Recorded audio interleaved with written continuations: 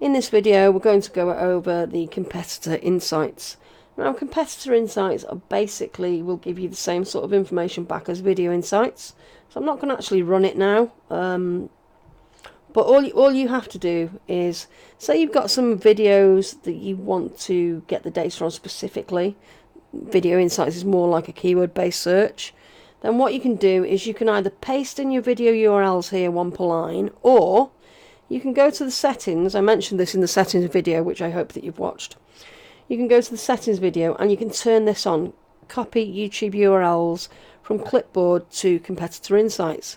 Now what that's going to do is going to basically allow you to go to YouTube via your browser, do your research in YouTube. So if you find any videos that you like, you can, as long as this is switched on, you don't even need to come back into Video Marketing Spy, because basically it will copy, as soon as you copy that video URL into your clipboard from your browser, it's automatically going to come into competitor insights and it's going to paste it here. So there's no switching between browser and software, and it's just going to save you a whole lot of time. So once you've got your video URLs in here, whether you pasted them in one per line or you copied them via that I've just told you about, you can then press Get Competitor Insights.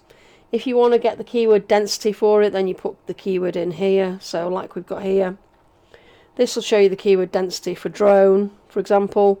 But if we did that in Competitor Insights, if we didn't have that, then you wouldn't be able to get the keyword density.